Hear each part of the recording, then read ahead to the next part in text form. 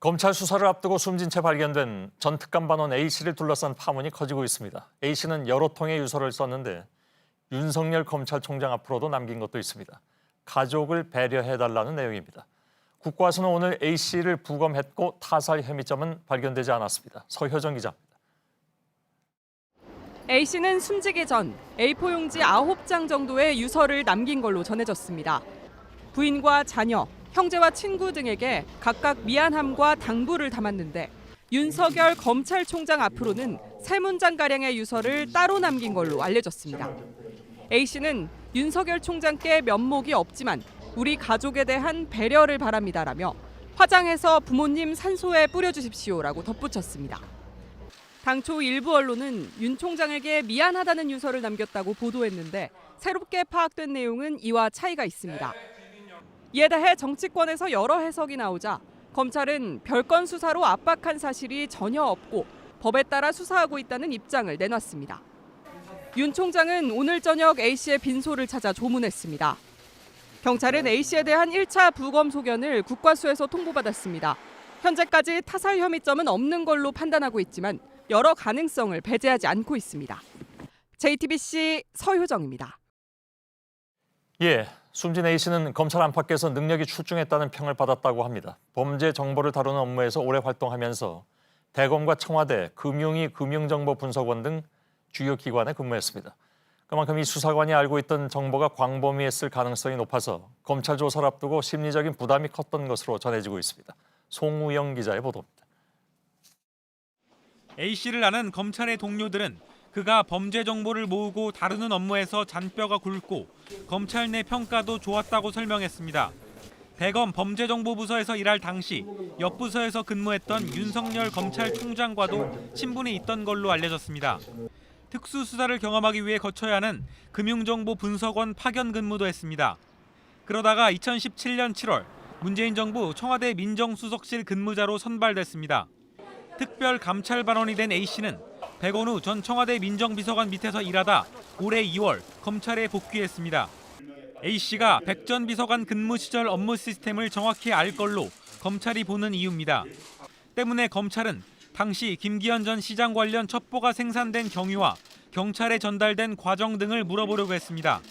또 A씨 등이 지난해 초 울산에 내려가 검찰과 경찰 관계자들을 만난 경위를 파악하려고 했습니다. 청와대는 당시 울산에 내려간 이유를 이른바 고래고기 사건으로 불거진 검경 갈등에 대해 파악하기 위한 거라고 주장했지만 김 전 시장에 대한 하명 수사가 제대로 되고 있는지 점검하기 위해서였다는 의혹이 나오자 검찰은 이를 확인할 계획이었습니다. 특히 A씨는 앞서 관련 수사를 했던 울산지검에서 조사를 받았습니다. 당시엔 수사 상황을 점검하러 울산에 내려간 적이 없다고 진술한 걸로 전해졌습니다. JTBC 송우영입니다. 검찰은 오늘 오후에 서울 서초경찰서를 압수수색해서 민정수석실 전 특별감찰반원 A씨의 유서와 휴대전화를 확보했습니다. 당초 경찰이 A씨의 유류품에 대해서 조사할 예정이었지만 검찰은 하명 수사 의혹과 관련해서 중요 증거라면서 사망 배경 역시 들여다봐야겠다고 나선 것입니다. 얼핏 보기에 따라서는 검찰과 경찰이 A씨 유류품을 두고 힘겨루기를 하고 있는 모양새로 비칠 수도 있습니다. 백종훈 기자입니다. 서울중앙지검 관계자들이 오후 3시쯤 서울 서초경찰서 압수수색에 나섰습니다. 검찰은 경찰이 갖고 있던 전 민정수석실 특감반원 A씨의 유서와 휴대전화를 확보했습니다. 압수수색은 오후 5시쯤 끝났습니다. 검찰은 A씨의 유서와 휴대전화를 분석해 사망과 관련해 의혹이 남지 않도록 조사하겠다는 방침입니다. 검찰 관계자는 A씨의 유서와 관련해 사실과 다른 논란이 있어 자료 확보를 한 것이라고 설명했습니다. 실제로 여권 일각에선 A씨의 사망이 검찰의 거친 수사 때문이 아니냐고 주장하기도 했습니다. 검찰이 경찰을 의식해 조기에 자료 확보에 나섰다는 분석도 나옵니다. A씨의 사망 소식이 전해진 지 불과 하루 만이고 일반적인 사망자 수사는 경찰이 하기 때문입니다. A씨의 사망 원인 규명을 놓고 검찰과 경찰이 힘겨루기를 하고 있다는 말도 나옵니다. 실제로 취재 결과 한때 검찰과 경찰은 A씨의 휴대전화 디지털 포렌식을 각자 해야 한다고 입장을 보였던 것으로 파악됐습니다. JTBC 백종훈입니다. 이런 가운데 검찰은 A씨의 사망과 상관없이 수사를 이어가겠다는 입장을 보였습니다. 숨진 전 특감반원 A씨가 중요 참고인 중에 한 명이긴 했지만 청와대 하명 의혹과 관련해서는 당시 상황을 알고 있는 인물이 여럿인 만큼 수사에 차질이 생기는 건 아니라는 주장입니다. 박병현 기자의 보도를 보신 후에 청와대 연결해서 입장 들어보겠습니다. 전 특감반원 A씨의 사망 소식이 전해진 뒤 검찰 내부에선 믿기 힘들다는 반응이 대부분입니다. 검찰은 사망 사실이 알려진 직후 유가족에게 깊은 애도의 뜻을 밝혔습니다. 하지만 진행 중인 수사는 원칙대로 진행한다는 입장입니다. 애초 울산지검 수사자료 검토를 마치고 지난 주말부터 A씨를 시작으로 청와대 민정비서관실 관계자들에 대한 직접 조사를 한다는 게 검찰의 계획이었습니다. 사건을 울산에서 서울중앙지검으로 이첩한 것도 이 때문입니다. 다만 핵심 참고인 중 한 명인 A씨가 극단적 선택을 했지만 수사엔 큰 무리가 없다는 게 검찰의 입장입니다. 백원우 전 민정비서관 소속 감찰반은 A씨를 포함해 5명이고 이외에도 민정비서관실 관련자들이 많기 때문에 수사엔 큰 무리가 없다는 겁니다. 이뿐만 아니라 검찰은 A씨의 사망 배경을 철저히 조사하면 이번 하명 수사 의혹과 관련된 인물들을 찾는데 중요한 단서를 확보할 걸로 보고 있습니다. JTBC 박병현입니다. 예, 그런데 청와대는 조금 전에 스스로 목숨을 끊은 검찰 수사관이 생전에 함께 울산에 간 동료 특감반원에게 전화로 전했던 말을 공개했습니다. 그러니까 하명 수사 의혹을 적극 반박하고 나선 것입니다. 청와대 취재기자를 연결해서 자세히 들어보도록 하겠습니다. 이서준 기자가 나가 있습니다. 자, 이 전 수사관이 전화를 한 사람이 구체적으로 누굽니까? 네, 지난해 1월 11일에 이 고인과 함께 울산에 갔었던 경찰 출신 민정비서관실 행정관입니다.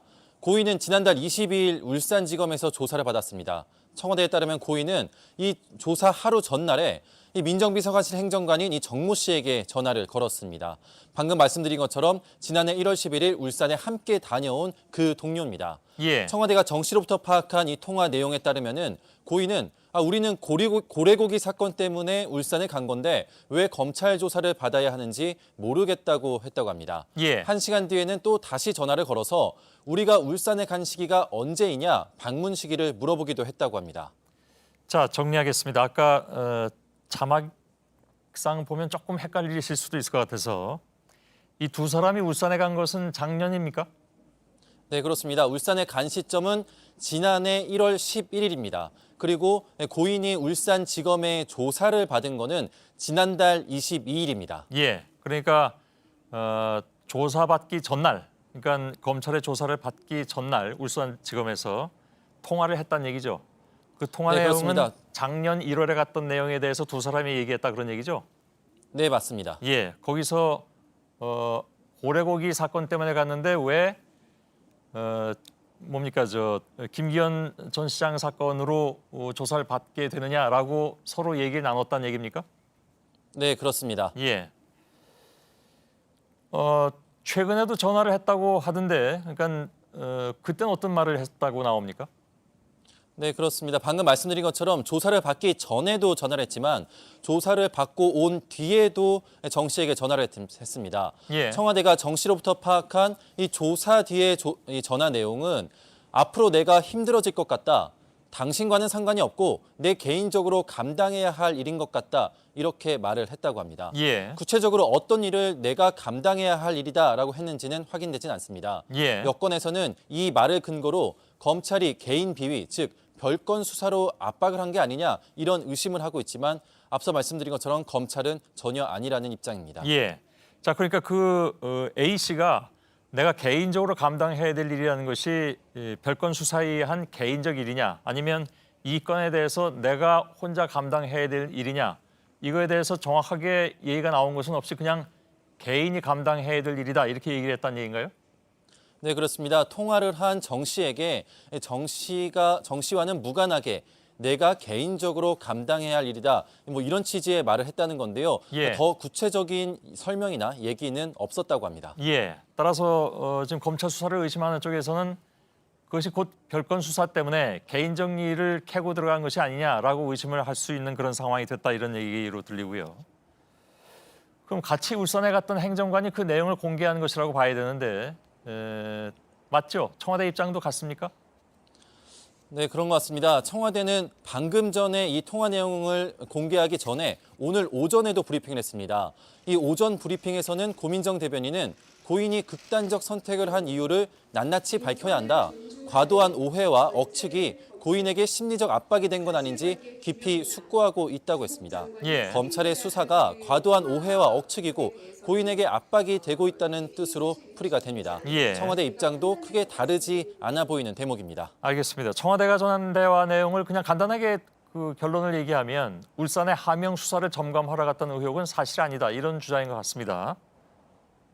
네, 그렇습니다. 일부 언론에서 이른바 이 백원우 별동대라고 지칭하는 게 바로 통화를 나눈 이 두 사람입니다.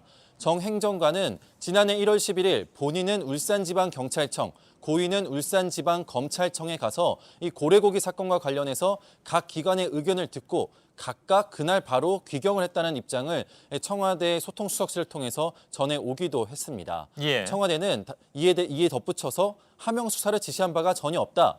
고인이 김 전 시장 관련 첩보 문건과 관련돼 있는지 확인된 바도 없다면서 고인의 명예가 더 이상 훼손되지 않게 해달라고 했습니다. 예, 알겠습니다. 이서준 기자가 청와대에서 전해드렸습니다. 사건의 출발점은 청와대가 경찰에 내려보냈다고 하는 첩보 문건이죠. 그런데 취재 결과 이 첩보 문건에는 당시의 비위 의혹을 범죄 혐의에 맞춰서 잘 정리해 놓은 것으로 파악이 됐습니다. 서복현 기자입니다.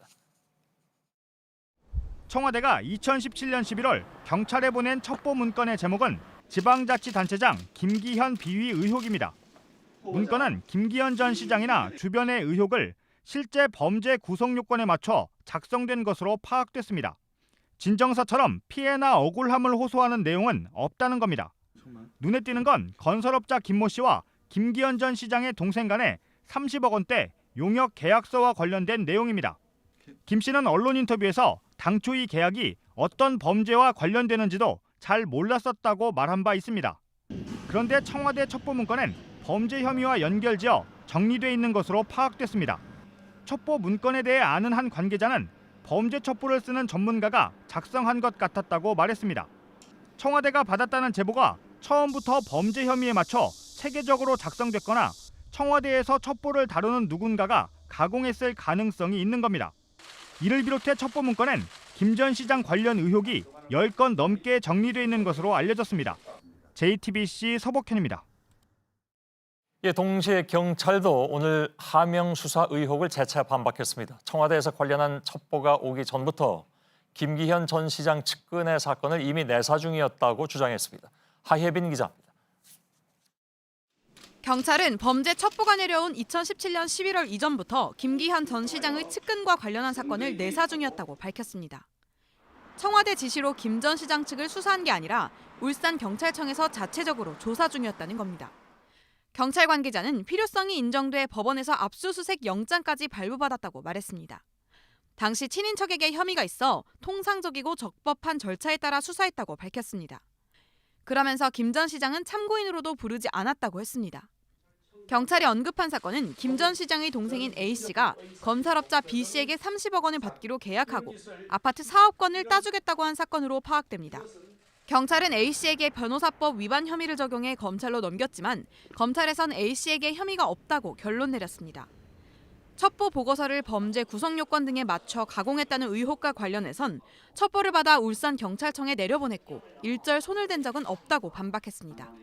수사 상황을 청와대에 보고했다는 논란에 대해선 청와대와 9차례 정보 공유를 했고 첫 보고는 청와대 요청에 따른 것이라고 답했습니다.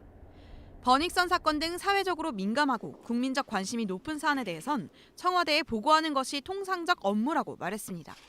JTBC 하혜빈입니다.